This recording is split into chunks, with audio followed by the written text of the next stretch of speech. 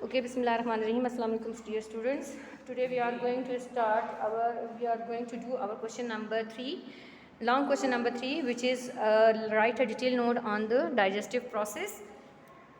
आपने हेडिंग दे के digestive process की हेडिंग देनी है और उसके बाद आपने डाइजेस्टिव प्रोसेस के स्टेप्स के बारे में लिखना है कि digestive process occur in the following steps. ठीक है, digestive process occurs in the following steps. सबसे पहले आ जाएगा आपका माउथ के बारे में कि माउथ में क्या होता है। माउथ में है, in the mouth food is chewed and an enzyme amylase present in saliva begin the digestion of starch carbohydrates and simple sugar maltose. Mouth के बीच में आपने पहले भी पढ़ लिया था, माउथ के बीच में डाइजेशन जो है वो स्टार्ट हो जाती है माउथ के बीच में से ही, जहाँ पे कि कार्बोहाइड्रेट या स्टार्च जो है वहाँ पर क्या कर देता है, ब्रेकिंग डाउन स्टार्ट हो जाती है कार्बोहाइड्रेट्स की, स्टार्च की, with help of an enzyme known as amylase. ठीक है, उसके बाद खाना कहाँ जाएगा, एसोफेगस में। एसोफेगस क्या है, oesophagus is a muscular tube है जिसमें कि कोई डाइजेशन नहीं होती, सिर्फ और सिर्फ क्या होता है वहाँ पर ये आपके माउथ को क्या करता है, कनेक्ट करता है स्टमक के साथ। तो यहाँ पर हम कहेंगे कि no digestion takes place in oesophagus. तो अब एसोफेगस का क्या हम लिखेंगे, एसोफेगस सिर्फ और सिर्फ क्या करेगा, it connects mouth with the stomach, no digestion takes place in oesophagus.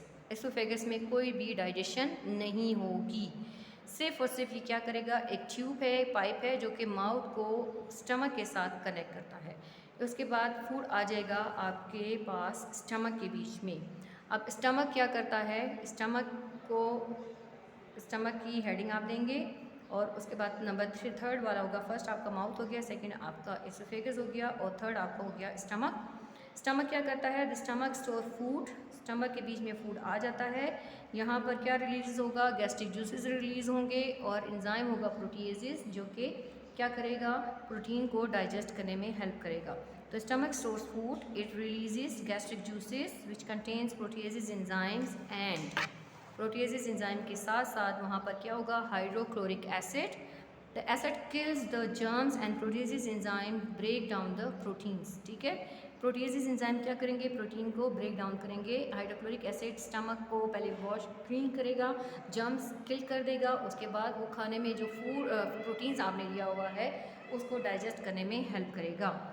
उसके बाद फूड जो आपने खाया हुआ है, जो डाइजेशन जिसकी होगी, जिसमें स्टार्च की डाइजेस्ट हो गया, फैट डाइजेस्ट हो गए, फैट्स किस वजह हेल्प से डाइजेशन होगी, फैट्स की बाइल की हेल्प से, लीवर जो उसको प्रोड्यूस करेगा और वो आके स्टमक में आएंगे और उसमें फैट्स को क्या करेंगे, ब्रेक डाउन कर देंगे, एमल्सिफाई कर देंगे। अब स्मॉल इंटेस्टाइन में जो है ज़्यादातर डाइजेशन जितने भी फूड के कंपोनेंट्स हैं, आपके पास स्टार्च है, फैट्स है, प्रोटीन्स है, जितने भी हैं वो सारे के सारी डाइजेशन जो है कंप्लीट हो जाएगी कहाँ पे, स्मॉल इंटेस्टाइन में। तो स्मॉल इंटेस्टाइन में हम लिखेंगे most of the digestion takes place in small intestine. Here the juices of liver से क्या होगा, रिलीज होगा बाइल, एंड पेंक्रियास से क्या रिलीज होगा, पेंक्रियाटिक जूसेस, इंसुलिन वगैरह are added into the food, starch, proteins and fats are digested with the help of several enzymes. The walls of small intestine contain villi in which food is absorbed into the blood. ठीक है, villi के बारे में पूरा एक question आप कर चुके हैं। विलाई क्या है, विलाई स्मॉल इंटेस्टाइन के बीच में फिंगर लाइक प्रोजेक्शंस हैं और ये क्या करते हैं, स्मॉल इंटेस्टाइन को एक सरफेस एरिया देते हैं, लार्ज सरफेस एरिया देते हैं और इनके बीच में ब्लड कैपिलरीज होती हैं, डेंस नेटवर्क होता है ब्लड कैपिलरीज का और उनके बीच में blood capillaries contain red blood cells. The function of red blood cell is to absorb oxygen and food and provided to each and every cell of your body. तो villi का function ये हो जाता है। तो विलाई होते कहाँ पर है, स्मॉल इंटेस्टाइन के बीच में। स्मॉल इंटेस्टाइन में सारी डाइजेशन कंप्लीट हो गई। अब फूड के जो अनडाइजेस्टेड पार्ट है या जो फूड में हमें चीज़ों की, जिन कंपोनेंट्स की हमें ज़रूरत नहीं है, वो हमारी बॉडी से बाहर निकल जाएंगे, कुछ अर्से के लिए, टाइम के लिए स्टोर हो जाएंगे हमारी बॉडी के बीच में और स्टोर होने के बाद जब हमें उसको एक्सक्रीट आउट करने की ज़रूरत पड़ेगी तो हमारी बॉडी से बाहर एक्सक्रीट आउट हो जाएंगी। तो लार्ज इंटेस्टाइन में क्या होगा, most of the water and remaining mineral salts जो हमें नहीं चाहिए हमारे फूड में जो मौजूद हैं, जो हमें नहीं चाहिए, वो क्या हो जाएंगे, एब्जॉर्ब होंगे from the undigested food into the blood. अब अनडाइजेस्टेड फूड जो है वो स्टोर हो जाएगा रेक्टम में। The undigested food store in the rectum being pass out of the body through NS. जब तक वो उस वक्त तक उसमें स्टोर रहेगा जब तक कि वो हमारी बॉडी से बाहर पास आउट नहीं हो जाता। तो ये हो गया आपका क्वेश्चन नंबर 3। लास्ट क्वेश्चन है question number 4। What are the most likely causes and cure of problems and with digestive cure and following problem with digestive system. पहला है इंडाइजेशन, डायरिया, कॉन्स्टिपेशन। तो सबसे पहले हम इंडाइजेशन के बारे में लिखेंगे कि इंडाइजेशन होता क्या है। When the food is not chewed properly and not digested. जब आप खाना बहुत जल्दी से खाते हैं और उसको आप प्रॉपर्ली च्यू नहीं करते तो वो क्या करता है, आपकी बॉडी में जो स्टमक है उसमें एसिड को बहुत ज़्यादा रिलीज़ होने में हेल्प करता है। बहुत ज़्यादा एसिड क्या हो जाते हैं, रिलीज़ हो जाते हैं आपकी बॉडी से, आपके स्टमक से। तो वो एसिड समटाइम्स वो acid come ups in our gullet in our oesophagus. जब वो एसोफेगस में या गलेट में आ जाते हैं तो हमें एक बर्निंग सी सेंसेशन फील होती है, हमारा गला इस तरह जल रहा होता है और हम कहते हैं कि जैसे हमारा दिल जल रहा है। तो ये इस कंडीशन को हम कहते हैं इंडाइजेशन, बदहज़मी जिसमें आप कहते हैं, जिसमें बेल्जिंग होती है, डिकार वगैरह आते हैं। तो ये वो कंडीशन कहलाती है। उसके काजेज़ क्या हैं, किस वजह से ये होता है। It is usually cause by eating food too quickly. When the food is not chewed properly the stomach produces extra gastric juices. Stomach में एक्स्ट्रा गैस्ट्रिक जूसेस प्रोड्यूस होते हैं जो कि क्या करते हैं, गलेट में आ जाते हैं, गले में आ जाते हैं और वहाँ पर आके हमें बर्निंग सेंसेशंस हम फील करते हैं।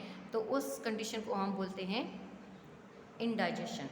Some of the acid comes up in the esophagus and causes burning sensation known as heartburn. अब इसका इलाज क्या है, क्योर क्या है। It is cured by taking a tablet or a drink which contains an alkali that will neutralize the acid. और alkali मैंने आपको अभी ऑनलाइन क्लास में भी बता दिया।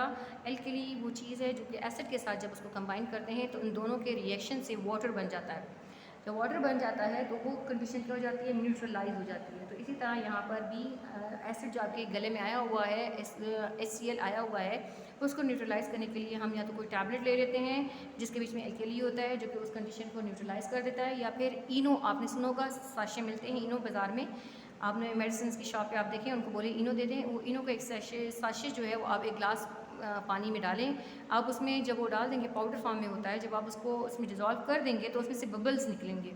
तो वो बबल्स जब निकल रहे होते हैं तो वो पी लिया जाता है, ड्रिंक कर लें उसको। तो आपकी जो कंडीशन होगी, एसिडिक कंडीशन होगी, वो क्या हो जाएगी, थोड़ी टाइम के बाद वो न्यूट्रलाइज हो जाएगी, यानी आपको जो गला जल रहा होगा वो बिल्कुल सही हो जाएगा, क्योंकि उसके बीच में क्या मौजूद है, कार्बन डाइऑक्साइड सॉलिड फॉर्म में, और जो कि आपके डाइजेशन में हेल्प करेगी। उसके बाद आ जाता है डायरिया।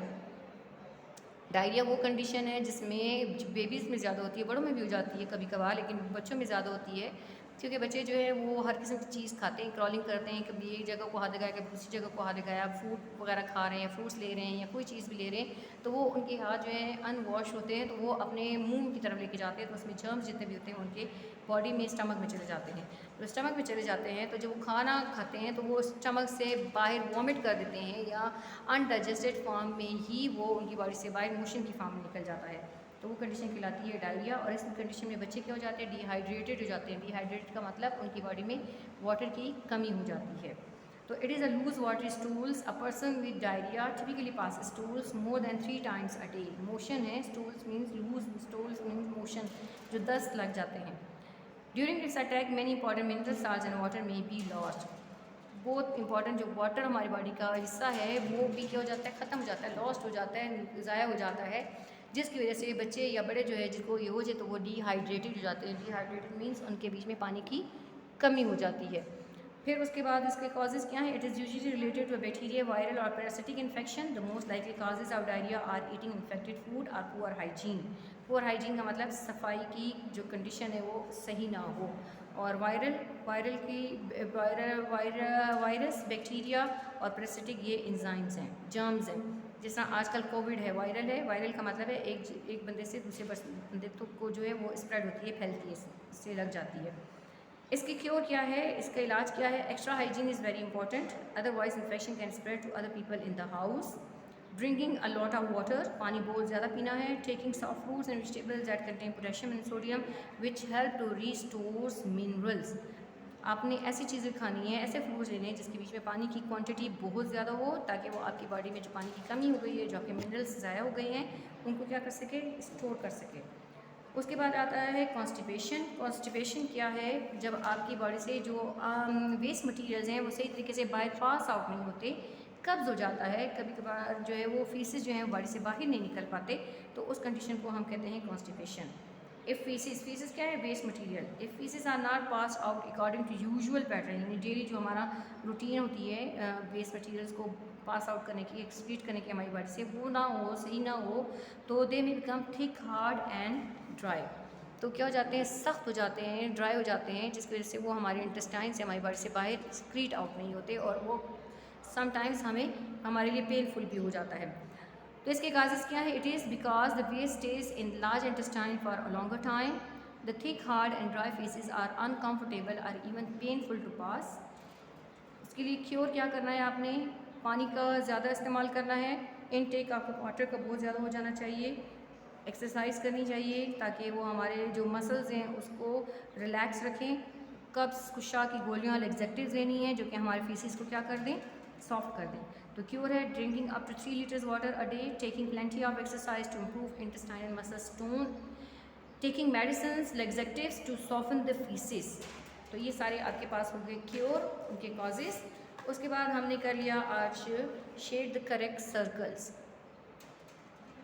ठीक है, शेड द करेक्ट सर्कल्स में है dash number 1 is dash such as sugars and starches give us energy. जिस तरह यहाँ पे डैश के लिए आपको स्पेस दी गई है, इसी तरह आप जब आप कॉपी पे करेंगे तो इसी तरह स्पेस देंगे उसके लिए, डैश के लिए जो ब्लैंक आपने लिखना है वो उसके लिए स्पेस होनी चाहिए। फिर नीचे इसी तरह नेक्स्ट लाइन में आपने ये 3 ऑप्शंस दिए हैं, इनके साथ सर्कल्स ड्रॉ करने हैं। जैसे यहाँ पे सर्कल्स ड्रॉ हुए हैं, सर्कल्स ड्रॉ करके जो आपको सही लगता है वो उस सर्कल को आपने शेड कर देना है। जैसे यहाँ पर है dash such as sugars and starches give us energy, vitamin, proteins और कार्बोहाइड्रेट्स, तो कार्बोहाइड्रेट्स उसको आपने सर्कल कर देना, शेड कर देना है। Number 2 the dash are needed to repair damage parts of our body, proteins, minerals और फाइबर्स, तो ये है proteins. Number 3 dash are stored as a layer of insulation under the skin, minerals, fat, vitamins, fats. Dash sodium and potassium keep the dash functioning properly, cells, bones, nerves, तो nerves. Digestive system is basically a tube of dash meter long, 10 meter long. The stomach can hold up to dash liters of food. Point पहला option है 5, दूसरा है 1.5 और तीसरा option आप इसको clear सही कर लें अपने पास, ये है 0.5, तो ये आपके पास हो जाएगा 1.5। Small intestines is dash long and dash in diameter, तो ये आपके पास है 7 metre and 3 centimetres in diameter. Number 8 है dash produces bile and dash stores it, तो इसमें आपके पास आएगा liver and gall bladder, liver produces biles and gall bladder stores it. Number 9 nearly all the absorption of the food in the blood takes place in the small intestine. Number 10 the digested foods are transported to liver. 11 है glucose is needed for respiration. Number 12 है आपके पास liver converts, ठीक है, dash converts some of the extra glucose into the glycogen, तो ये आएगा आपके पास liver. Excess carbohydrates are converted into fats. Excess amino acids are changed to urea. Dash stores undigested material, rectum. A person who constantly has too much acids in stomach may get an ulcer. During dash, babies become dehydrated, diarrhea. 18 है the burning sensation in dash is called heartburn, तो gullet आ जाएगा इसमें। 19 में our body cannot digest cellulose. 20 है आपके पास the food is churned around in the stomach for up to dash hours after a long meal, तो इसमें आ जाएगा आपका 6 hours, ठीक है। Thank you.